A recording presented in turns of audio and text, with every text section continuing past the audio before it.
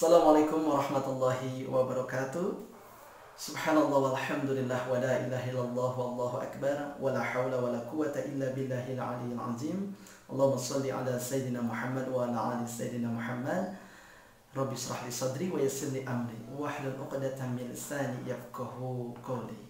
Ya Fattah, ya Ghafur, ya Ghafar, ya Tawwab, ya Afu. Amma ba'd. Sahabat, ikhwan wa akhwat fillah dimanapun berada, pada kesempatan pagi hari ini semoga Allah masih memberikan kesehatan kepada kita semua dan Allah masih memberikan hidayahnya agar kita senantiasa terus memperbaiki setiap amalan yang sudah kita lakukan, dan mudah-mudahan setiap amal yang sudah kita lakukan Allah terima dengan amalan yang terbaik. Amin amin ya rabbal alamin. Baik sahabat semua, insya Allah pada kesempatan kali ini saya akan membahas tentang bagaimana tips percepatan rezeki dalam kehidupan kita. Nah, ketika berbicara tentang rezeki, teman-teman sekalian, kita melihat dalam Asmaul Husna, karena kita diperintahkan untuk berdoa dengan Asmaul Husna, dan menariknya ketika saya renungi dan tafakuri, mengapa dalam Asmaul Husna ternyata ada kelompok nama yang sangat cukup banyak disampaikan dalam Asmaul Husna. Apa itu? Yakni tentang permohonan ampun kita kepada Allah. Yakni dalam Asmaul Husna ada ya Allah, ya Ghafur, ya Ghafar, ya Tawwab, ya Afu. Jadi kita memohon ampun kepada Allah, ya Ghafar, ya Ghafur, memohon taubat, minta pertaubatan. Kita segera bertaubat kepada Allah dan meminta maaf dari setiap kesalahan kita. Nah, ternyata dalam percepatan rezeki yang pertama ini untuk membuka rezeki-rezeki yang lainnya, ternyata diantaranya kita untuk senantiasa bertaubat terlebih dahulu kepada Allah, membersihkan daripada dosa yang pernah kita lakukan. Karena Allah pun menyampaikan dalam firman-Nya, A'udzubillahi minasyaitonirrajim, wasari'u ila maghfiratin min rabbikum wa jannatin arduhas samawati wal ard uiddat lil muttaqin. Jadi bersegeralah kepada ampunan Tuhanmu Allah, dan untuk mendapatkan surga yang seluasnya, yang luasnya seluas langit dan bumi, disediakan untuk orang-orang yang bertakwa. Jadi sehingga seorang yang ingin mendapatkan surganya Allah, maka kita harus bersegeralah untuk bertobat, teman-teman sekalian, dari dosa yang pernah kita lakukan. Ya, bahkan kenapa kita memohon ampun lalu Allah memberikan surganya, dan itulah ciri-ciri orang bertakwa. Orang-orang bertakwa itu selalu mendekatkan diri dengan pertobatan kepada Allah Subhanahu wa taala. Masih teringat kisah daripada Nabi Adam alaihissalam. Nabi Adam alaihissalam yang mana beliau hadir, Allah hadirkan di surga, surga yang penuh kenikmatan, surga yang penuh di dalamnya keindahan, kemewahan, mau apapun ada di sana. Namun ternyata karena ada satu kesalahan, tidak mengikuti perintah Allah, yakni memakan buah khuldi, akhirnya Nabi Adam alaihissalam diturunkan dari surga dan datang ke bumi. Coba kalau sedikit bercerita, kalau di surga tuh pengen apapun hanya membayangkan bahwa jadi sudah ada. Tapi ketika Nabi Adam sudah turun ke bumi, berbeda kelas, boleh jadi seperti itu ya. Jadi ketika di bumi, kalau misalkan ketika di surga pengen durian, akan muncul mungkin ya.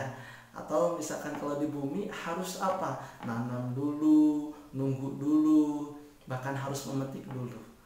Nah, jadi kenapa akan diberikan ujian yang Allah berikan nantinya?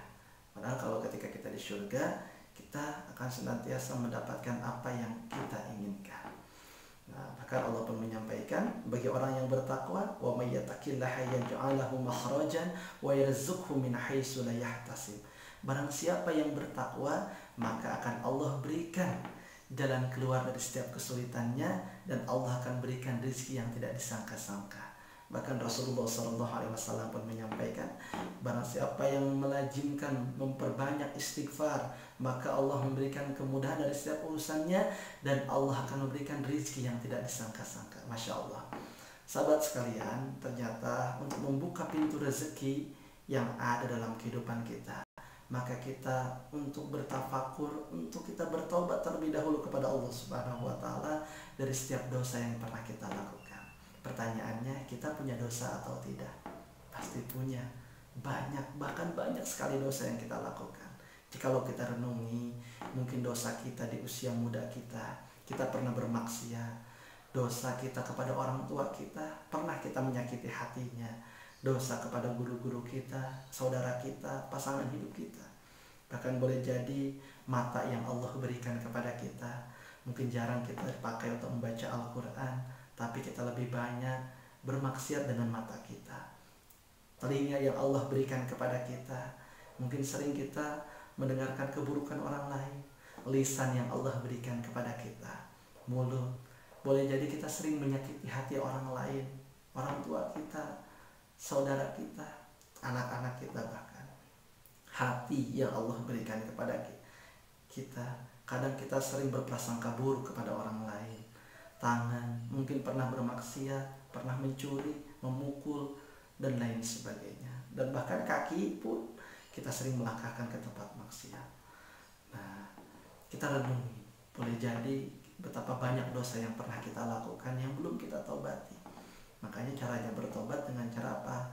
Dengan cara kita membayangkan dosa yang pernah kita lakukan, dengan istighfar yang kita lantunkan, ataupun dengan istighfar yang lainnya.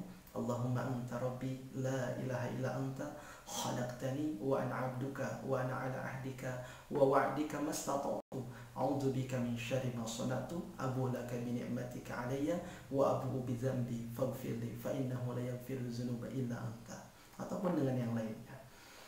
Ya, lalu yang ketiga, ketika kita bertobat, maka keluarkan penyesalan yang mendalam dalam hati ini. Ya Allah, saya tidak akan melakukan dosa-dosa ini ya Allah. Ampun ya Allah, ampun ya Allah.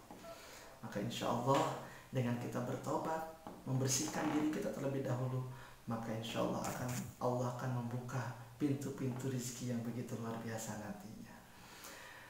Lalu teman-teman sekalian, teringat akan sebuah kisah daripada Imam Ahmad bin Hanbal, yang mana ketika beliau menyampaikan tentang keutamaan istighfar. Jadi suatu ketika beliau entah kenapa tergerak hatinya ingin pergi ke Irak, khususnya ke kota Basrah ketika itu. Ketika itu beliau datang ke kota tersebut, ya, dan dalam perjalanannya beliau mampir ke sebuah masjid di kota itu. Beliau sholat di sana, melaksanakan sholat isya. Selesai sholat isya, beliau ingin beristirahat karena beliau musafir, karena beliau ingin beristirahat di sebuah masjid. Ketika itu, ketika akan beringat, tiba-tiba apa yang terjadi? Tiba-tiba ada seorang takmir masjidnya malah mengusir beliau dan menanyakan, kamu dari mana? Saya seorang musafir, namun tidak boleh tidur di masjid ini, katanya. Nah, lalu karena ketika itu Imam Ahmad ini merupakan seorang ulama, dan dahulu tidak ada medsos ya, tidak ada foto-foto yang disebar, sehingga orang tidak tahu ulama besar itu siapa ketika itu. Nah, namun ketika itu pun karena si takmir tidak tahu dia ulama besar, tetap diusir sampai keluar. Sampai Imam Ahmad pun tidur di selasar masjid, tapi tetap juga diusir. Nah, singkat cerita, akhirnya beliau keluar dari masjid tersebut. Ternyata dilihat oleh seorang penjual roti ketika itu yang tak jauh dari masjid itu. Dipanggillah Syekh. Jadi ketika itu dipanggil untuk silahkan kau bisa tidur ataupun berdiam di rumahku ini. Nah, akhirnya datanglah Imam Ahmad ini sambil bertafakur, kenapa saya sampai sejauh ini untuk bisa melakukan perjalanan. Nah, akhirnya masuk ke dalam dan terlihatlah seorang penjual roti itu sedang membuat roti di ruangan yang tidak begitu luas. Nah, akhirnya sambil bercerita, ngobrol, bertanya, dan disampaikanlah ketika itu, kamu dari mana? Saya dari kota tersebut, dan berceritalah. Akhirnya Imam Ahmad ini heran juga melihat tukang roti ini. Ketika diajak ngobrol dia berbicara, tapi ketika tidak, sambil dia membuat roti tapi sambil beristighfar. Dan ditanyakanlah, sudah sejak kapan kau beristighfar seperti ini? Sekitar 30 tahun yang lalu. Dan apa yang kau rasakan? Saya merasakan ketika saya banyak beristighfar, ketika saya pun berdoa kepada Allah, maka tidak ada doa yang tidak terkabulkan. Doanya pun banyak terkabulkan. tersebut. Nah, namun satu hal kata beliau, saya sudah sering berdoa tapi belum Allah kabulkan. Apa itu? Kata Imam Ahmad. Kata beliau, saya ingin bertemu dengan seorang ulama, yakni Imam Ahmad bin Hanbal. Akhirnya terkagetlah Imam Ahmad dan beliau pun menyampaikan, oh, inilah cara Allah untuk menghadirkan saya ke tempat ini karena wasilah daripada istighfar seorang tukang roti tersebut. Masya Allah. Sahabat sekalian, begitu luar biasanya pentingnya kita beristighfar untuk memohon ampun kepada Allah Subhanahu wa taala. Insya Allah Allah akan menganugerahkan rezeki, Allah akan membukakan rezeki-rezeki yang tidak terduga nantinya. Itu mungkin yang bisa disampaikan dalam part pertama ini. Tunggu ya video berikutnya. Insya Allah kita akan share untuk yang keduanya bagaimana untuk bisa percepatan rezeki kembali. Terima kasih banyak dan jangan lupa untuk di subscribe teman-teman sekalian. Insya Allah kita akan terus berbagi di bulan yang penuh berkah ini. Terima kasih banyak. Ihdinas siratal mustaqim. Wassalamualaikum warahmatullahi wabarakatuh.